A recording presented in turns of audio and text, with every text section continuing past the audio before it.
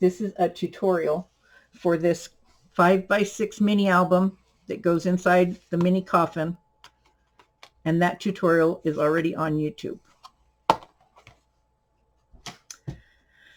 So I will have the cutting measurements down below, and I'm going to start out with making my cover. My 2 pieces of chipboard are 5x6, 6 inches tall, 5 inches wide, and my spine is 2.5 inches by 6. So I need wider than 12 by 12. So I'm going to take 2 pieces of cardstock. I put a 1/4 inch strip of score tape on this one, and I'm going to peel that off, and I'm going to just line this one up right over the top and stick it down. Just that 1/4 inch. That's going to give me my overlap to make my paper bigger. These 2 pieces are 7 by 7.5. Okay, then, and I've already, as you can see, I've already put my tape on my chipboard. I love the 8.5 by 11 score tape sheets. You can grab those at countrycraftcreations.com. That's where I get all mine from. Great customer service, fast shipping. So anyway, I'm going to take my ruler and I'm going to mark up 1/2 inch from the bottom, most of the way across, kind of center it all the way down. So I have a nice long line that's 1/2 inch up. And I'm going to start with the spine, and I'm going to remove the tape. I'm not going to remove it all the way though. I never trust myself to do anything straight. So I just fold it up a little bit like this, turn it over, and here's my line. And if you need to, if you can't see where your seam is, you can draw a pencil mark because you're going to cover it up. So I'm going to eyeball that line just off center, just a tad bit from my spine piece, and I'm going to stick this down. And I think I got my mark off because it's a little higher. It's a little off up there at the top. I need this to be down. I'm going to come just down that line just a little bit. That looks better up there. So, and then I just reach behind here and I pull out the rest of it. That way I'm better at getting things straight. And I'm just going to burnish that down. Now I do take, and I still do the old-fashioned way, and I think it's just because I'm more comfortable with it. I take a 1/4 inch score tape, put it right up against that spine on the paper, and stick it down. And I do that on both sides of the spine. That gives me my little gusset for folding of the front and back. So then these are my front and back. These are actually just you're gonna put them right up against that score tape. So you see on here, this is 1/2 inch score tape around here and the big sheet in the middle. The reason for that is so when I pull my paper over the top, it's going to tack down on here, and then I can pull this off when I put the inside cover in, and you'll see what I mean.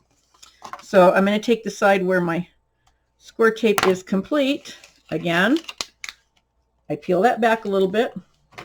A lot of times I'll run something over it to make it so it stays down. I'm going to make sure that this is on the outside, so therefore I peeled off the wrong side of the score tape. So we'll stick that back down. We'll go to the other side.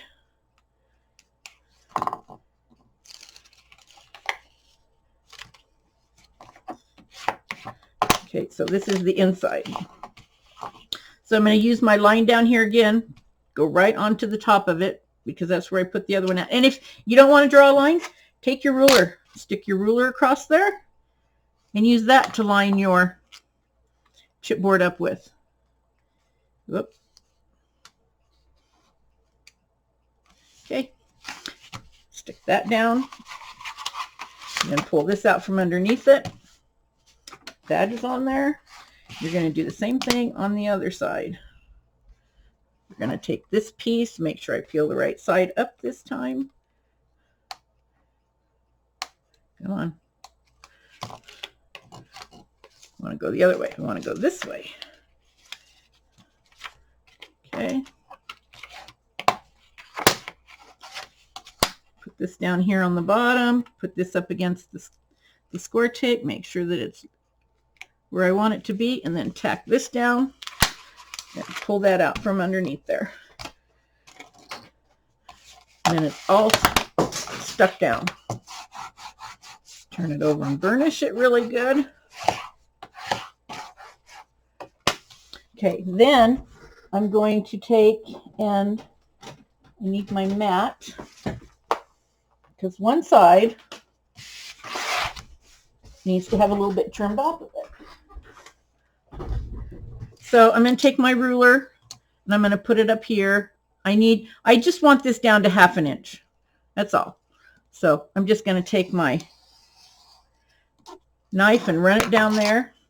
Now I have a 1/2 inch all the way around.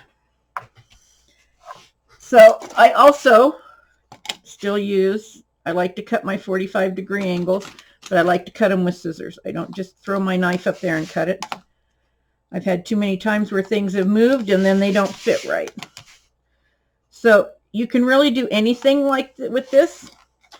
Before I had this little perfect trim ruler, I would take a regular ruler like this one, and I would put it at an angle and then just draw my line on it. That works just as well. And I know some of people don't do it that way anymore. I'm just still old school. Then I'm going to cut my corners this way with the scissors.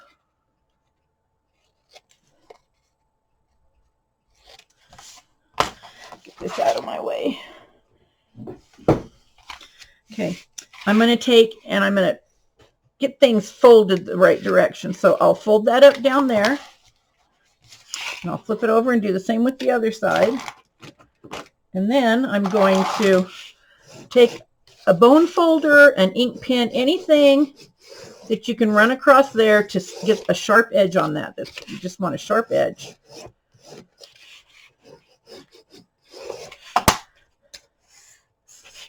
And I go ahead and I try to train it so that when I actually want to stick it, it's all good to go. So I fold it down really good with my fingers. And then I want to do this side over here as well. I don't worry about folding it completely over, but I do get the initial fold in it. Okay, so then I'm going to come back here, and the first thing I'm going to do is I'm going to peel off the bottom pieces. This is where I only want to peel off enough to stick down my cardstock, and this is why I go around the outside with a different tape. And 1/2 inch is usually just perfect. So I took off the top and the bottom. So I'm going to put this up and I'm going to crease that where I've already trained it to go. Go ahead and run this across the top and across the bottom. Then we're going to do the same thing on the other side. I'm going to stand it up and go ahead and once you train it, it sticks down really easy for you.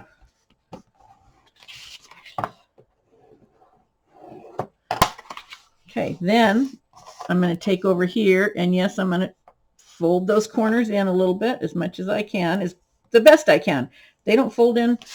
I've been known to have to trim them off at the end, and that's fine too. Fold those, because the part of not cutting it all the way out to the edge, all the way up against the chipboard, is so that your corners don't show. Okay, so I pull that off. So now I am going to fold these down.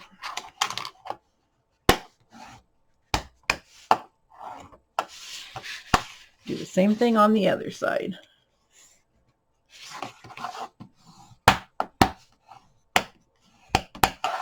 So there we go. So we've got corners where nothing shows.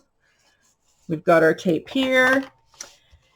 And then I've already cut my papers for the inside. They are 2 pieces that are 7 by 5 7/8. And you'll notice this one has got everything on it, and this one only is, I've left this off because this one is going to stick all the way down with all of this under here, and this one is going to overlap it, so it needs to be able to stick when it overlaps. So the first thing I'm going to do is pull out these 1/4 inch strips that I have here. If I get a hold of it, where is it? Come on.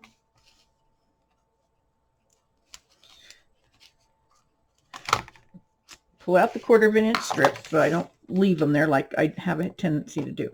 So I've put this all the way across the edge. So this is the edge. I'm just going to pull that one piece off.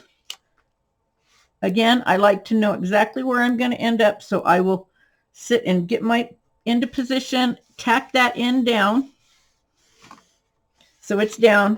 Then I can lift up here. I can pull this out. I can pull these off and stick it the rest of the way down. So let's do that. First off, let's take off this piece in here.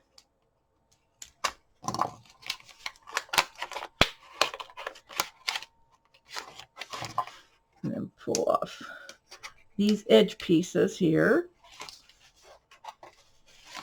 And I need to pull this piece off here. And I'm going to pull off this piece here. So this is going to come all the way down like that.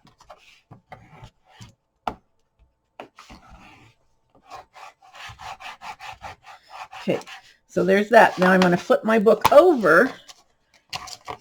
And then this is the piece of paper that has all 4 edges done on it. So again, I'm going to take off an edge to tack it down out on the outer edge. So I took off just that one piece. And again, I'm going to actually line it up down here with the other side and put it out to the edge to where I want it. And tack this down. Lift it up and peel the rest of them off and tack the rest of them down.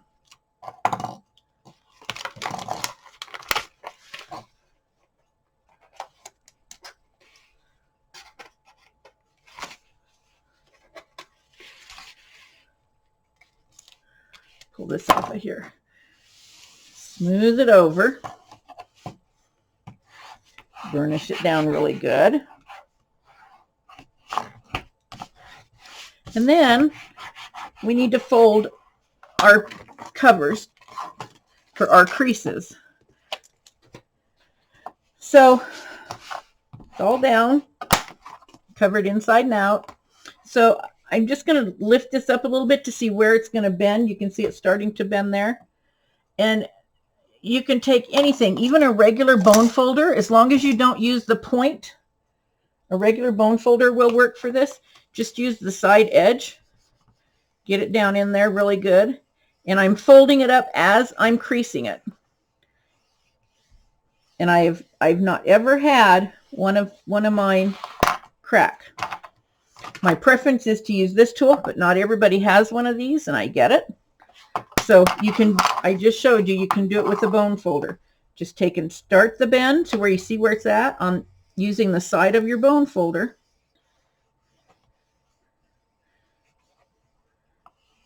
And then just continue to fold it up as you're doing it. And there you have your book. No cracks. Your spine's not cracked. It's good to go. Okay, so now for the pages. I have my pages already cut and I put tape on them. So this page is 5 3/4 by 10 5/8. So I put a 5/8 inch gusset on my book, and I do that, and I know when you look at this one, you'll see how far it goes down in. But by the time you get pictures and extra stuff in there, it's going to come out like this. I do not like to have a book done with an alligator mouth, as I call it, where it sticks out. And by the time you get all your photo mats and stuff in it, a lot of times it's already level. Well, that's where I want it to be after my photos are in it. So I don't worry about mine being so narrow here and so wide here, because I know when it gets done, it's going to be out like this. I did a bigger Coffin book, and this one is actually huge. This one started out the same way, and look at it, and there still aren't any pictures in it, but there will be. So this one is probably going to come out, it's going to be a little bit of an alligator mouth. And when I first started this one, I made it with a girlfriend, and she thought, oh, that's too wide of a spine. She wanted to do it smaller, and I thought, no, let's just do this and see. And I'm glad, because by the time all of your embellishings and your flaps and everything get in there, it's done. So this is where again, this is how narrow it is without any pictures or anything in it, just the pages and paper. So it will be up to you if you want to make your spine narrower, but that was my choice. So anyway, I have a 5/8 inch gusset each. I have 3 pages. You cut 3 of these. I've already made 2 of them. I'm going to make this one with you online to show you. So I need my paper cutter. So this is 5 3/4 by 10 5/8. You score it at 5/8. You score it at 5 and, let's see, I think it's 5 3/8. You score it at, yes. So you scored at 5/8, 5 3/8, 10 1/8. That's going to give you your side to fold over to make your pocket. Our pages are going to turn out like this. All 3 of my pages are exactly the same. The only difference is when you do this, I go ahead and put the tape on the side that's going to be mounted in the book, and I do that so that I know which way to fold my folds. Otherwise, I end up getting them upside down, making them upside down. So I go ahead. So this tape is on here this way. This is my gusset area. It's going to go down this way. And then I have to decide, do I want my pocket to fold this way, which is the way this one folds? But in this case, I want this one to fold the opposite direction. I want it to fold underneath, so when you flip this page over, you have 2 full pages with no pockets on them. So I have taken and put my tape here, and this one is going to fold underneath this way. No, it's not. The tape goes down. This one's going to fold this way. I want it to fold to the back of the book. So I need to cut this top part off. You cut off 2.5 inches of it. So I'm going to put it in my paper cutter, and I'm going to cut off 2.5 inches at the top, and I'm only going to cut it to the center score line. And then I'm going to put it in here, and I'm going to cut. So I've cut out a section that's 2.5 inches. Now I got score tape all the way up, but I'll keep these and I'll use them in another book somewhere along the line. So I've cut all those off.